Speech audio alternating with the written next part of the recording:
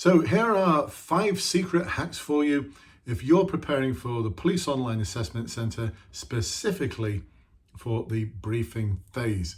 I'm Brendan from Blue Light, and welcome to this video and podcast where I'm going to reveal to you the 5 key things that we as a team believe that you need to talk about in detail to make sure that your answers in the briefing align with all the behaviours in the competencies and the values that you're going to be assessed against.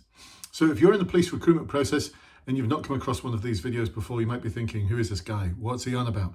Well, I joined the police in 1985 and 30 years ago I got promoted to sergeant, actually 31 years ago.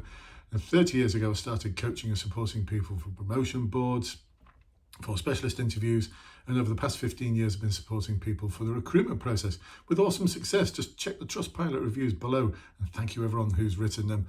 Really appreciate it.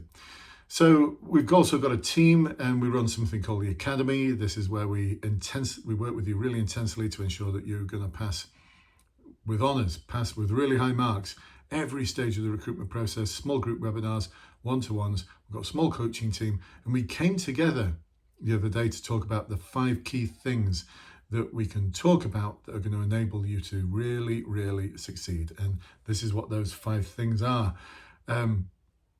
Starting off with vulnerability, I'll come to that in a moment, and then I'll reveal the rest of them for you. And who are the rest of the team? Well, they're like me. They're all retired senior officers who, whilst they were in the police, coached and supported others just like I did, not because they got paid to do so or they had to, but because they wanted to. And that's the difference. That's the difference. So should we dive in and should we go into these 5 hacks, these secret hacks that are going to get your mind racing in terms of what you need to do to ensure that you pass, you ace the stage 3 briefing. Before we continue though, some of you might be thinking, I don't even know what the stage 3 briefing is. Well, in the Online Assessment Centre, there are 3 stages. There's an interview phase where they're going to ask you some questions. There's a written exercise, which is 2 hours long, and there's a briefing. The thing is though, it's not really a briefing. Why do I say that? Well, because they're going to give you some basic circumstances, and then they're going to drip feed information in on 12 occasions. So on 12 occasions, they're going to drip feed information in, and they're going to ask you a question about each drip fed piece of information. And so the actual scenario they give you is, oh, by the way, it's not a noisy party anymore. For those of you who've been following my videos for a while, it's now an incident at a college where a young student has been bullied. We think there might be a hate crime involved, more about that in a moment. And their mother is really upset about what's happened and is being aggressive, whatever that means.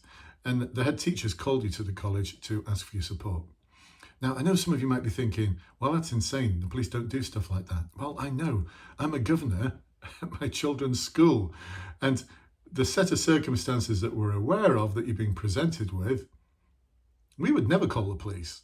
You know, it just wouldn't happen.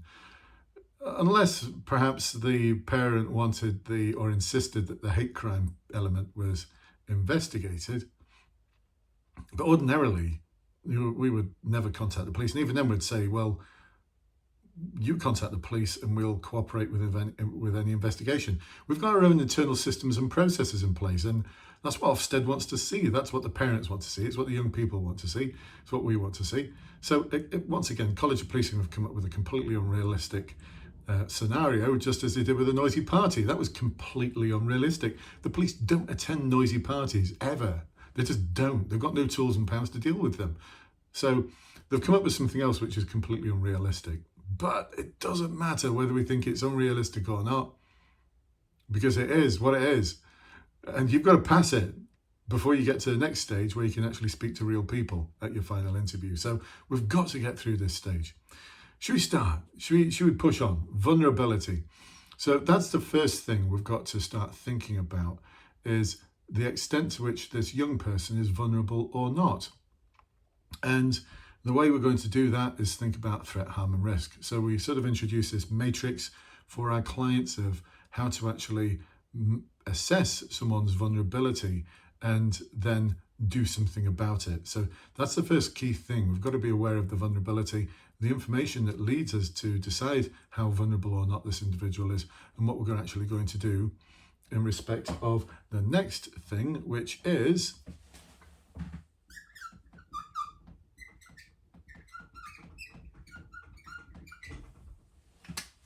safeguarding. So we've actually got to safeguard this individual from any harm, and this is where we've got to come up with some kind of plan to make sure that this individual is safe and comes to no harm, and to make sure that no others at the college come to any harm. So that's 2 hacks down. The third hack is, and I mentioned it before, I touched upon it, HC.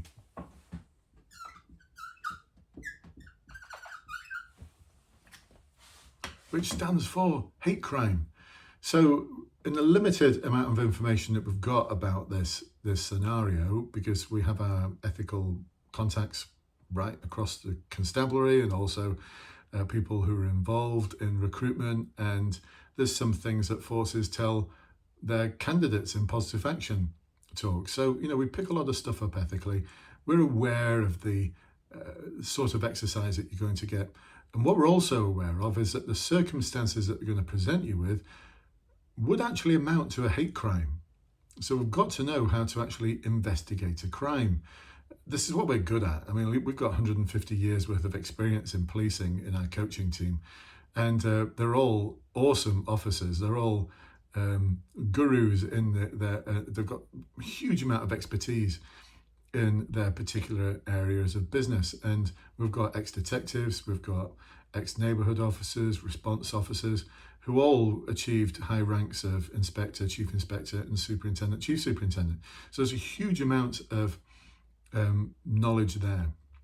And what we develop within our clients is an ability to be able to talk about how they would actually go about investigating that hate crime, to make sure that the individual is both safeguarded at the same time, and any vulnerability issues are addressed. All right, so you're still with me. That's 3 hacks so far.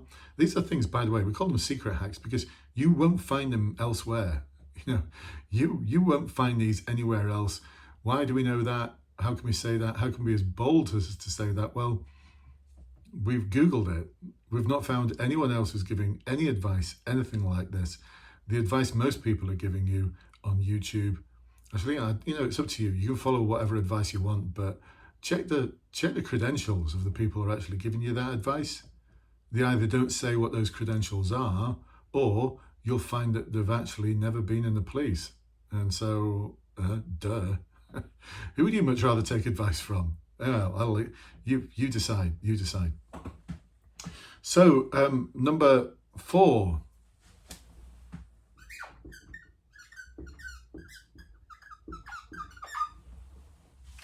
Collaboration. So in dealing with all of this and all of the drip-fed information that you're going to get, and in that 1-minute preparation time you've got to get, you have before you start answering each one of the questions, you've got 3 minutes to give your answer. By the way, that's 36 minutes worth of talking. That's a lot. I mean, we do promotion academies. We work with people all the way up to chief superintendent, and we're looking at going even beyond that to assistant chief constable at some point, not in the near future, but we work with people all the way up to supporting them for the promotion process up to chief superintendent.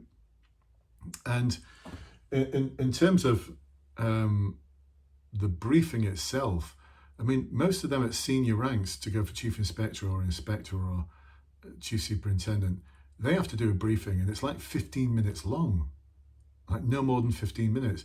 And yet you're talking for 36 minutes. 36 minutes, that's just bonkers. Whoever came up with that, I mean, seriously? But again, I go back to that point, the old golden rule: those who hold the gold make the rules. So the College of Policing hold the gold, they make the rules. We've just got to run with them. So anyway, back to C for collaboration.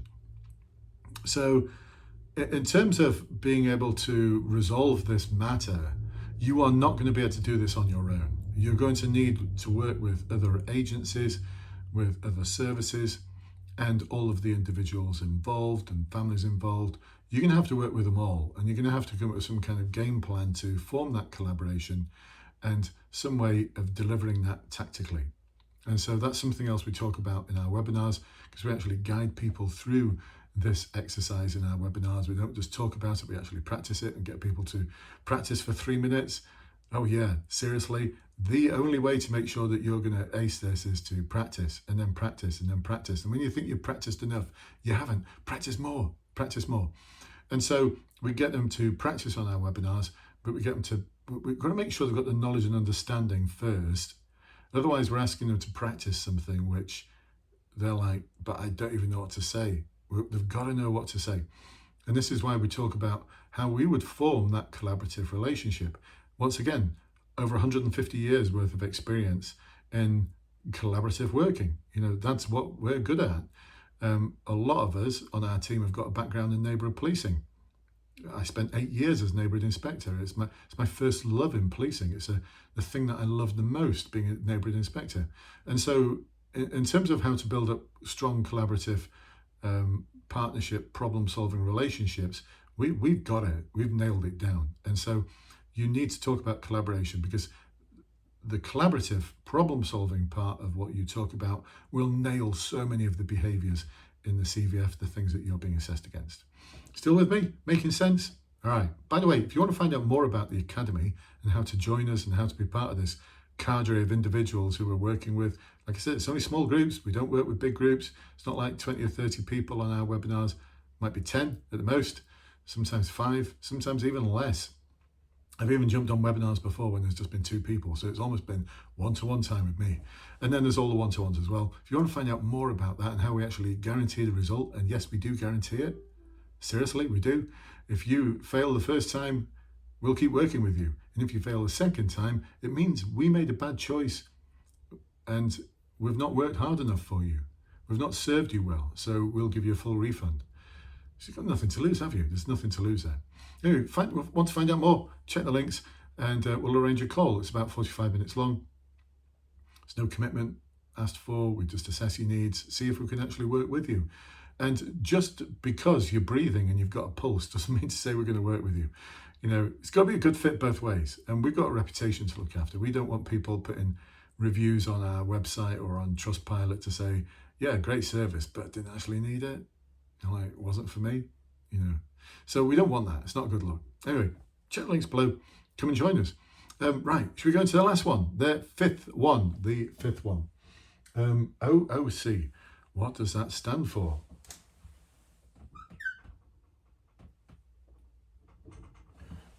I'll have to change that.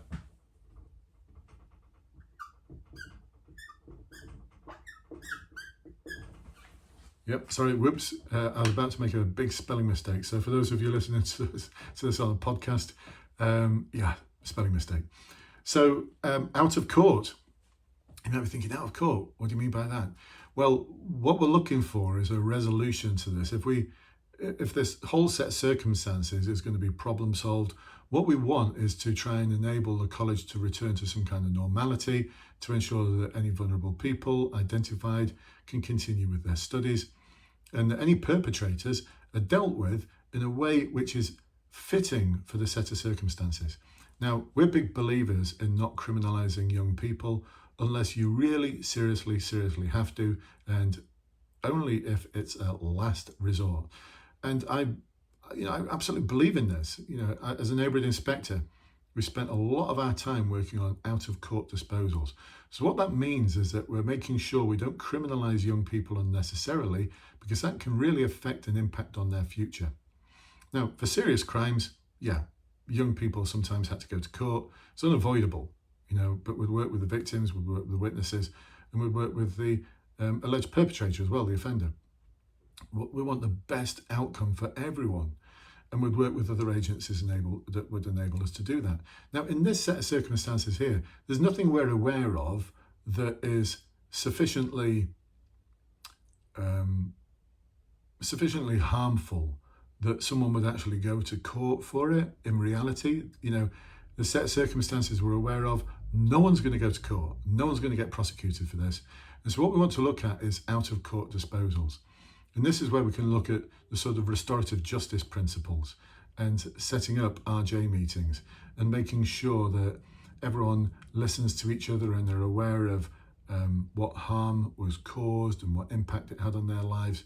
Seriously, restorative justice, out of court disposals. I've worked with so many young people, well, my team has, to enable their lives to get back on the straight and narrow. So we've got a big opportunity here to influence, and certainly also influence and enable and support the college to come up with their own out-of-court disposals and to support them so they're actually dealing with incidents like this in the future without having to call the police. Now, this is like the icing on the cake. Seriously, this is like the number 6 hack, right? This is like the surprise number 6 hack, because if you are talking at that kind of level and giving the assessors information, your knowledge and understanding about how you would actually develop the college so that it was able to deal with these type of incidents better in the future, so it didn't put any kind of drain on police resources or social services or any of the education departments at the local council. It didn't put any pressure on any of the other agencies, and it was all dealt with by the college in a way where all parents and all young people were in agreement that this is the best way of dealing with it, that kept the names out of the criminal justice system and out of the police system. Then you've nailed it. And actually, you're getting closer to reality, because, like I said before, I'm a governor at my children's school, and the last thing we would do is contact the police. In this set of circumstances, the last thing we would want to do is contact the police. We've got internal systems and processes that have been built up over the years that enable us to safeguard vulnerable people, to work collaboratively, to ensure that if a crime has been committed, that we still can deal with it without having to report it to the police, or we report it to the police. And sometimes we have reported things to the police and they're just quite happy with the way we're dealing with it, and they just have minimum involvement because they're quite happy with the systems and processes that we utilize. And I know that what we do is valued because the parents like it, the young people like it, and the inspector at Ofsted like it. We scored a really high grade in terms of how we safeguard young people from harm. So look, I know what I'm talking about here, but if you can put that level of icing on the cake, that is the 6th secret hack for you. I didn't even know I was going to reveal that one to you, but there you go, revealed. 6 hacks, 6 secret hacks. I hope they made sense for you. And I hope they've got you thinking about how you're going to approach your online assessment centre, because we need to get the highest mark possible. Just getting a mediocre mark might not be enough to take you to the next stage of final interview. It depends on the force, of course, but some forces, the recruitment pipeline's getting slimmer. It's getting smaller. It's not austerity again. Some of you won't remember that because you might have been like 7 or even younger. Some of you might have been 5 who are applying to the police now, 4 or 5 when austerity first kicked in. I remember it. I was working in the police when it first kicked in, and the recruitment in many forces just stopped completely. This isn't that. This is something else. So we'll see how this pans out. And if you're watching this on a recording, of course you are, it's September 2024. So you may be thinking, oh, actually, no, Brendan's wrong. It was austerity. So if you're watching this in a year's time, drop me a line and let me know. Was my prediction true? But what I'm predicting is that a lot of forces are doing it now already. They're having something called resourcing reviews. And that's another way of saying that we're cutting back on recruitment. Whereas 13 years ago, they just said, we're cutting back on recruitment. We're stopping recruitment. Now they're having resourcing reviews because it's not going to freak everyone out in the same way. But we know a lot of intakes have been pushed back into the next financial year. We know some of the intakes are getting smaller. We know this because we see all the photographs. West Midlands Police the other day published a photograph of their latest intake of officers passing out for their initial training. It was half the size of what it normally is. So we know what's going on, and we know people in recruitment teams. So there's a twitchiness about funding. So anyway, back to the point. That's why we've got to score the highest mark possible, because that will guarantee you get through to the next stage. And then you score the highest mark possible at the final interview. That guarantees you get that precious warrant card in your pocket. All makes sense? Awesome. Listen, if you want to find out more, check the links below. Come and join our awesome Facebook group. Come and join our academy. And if you've got any questions at all, just put them in the comments. Put them in the comments below. I'll do my very, very best to get back to you and answer those questions for you. Hope you got a lot out of this, and I hope you enjoyed the 6 secret hacks. I'll catch up with you soon. See you at the next one. Bye-bye for now.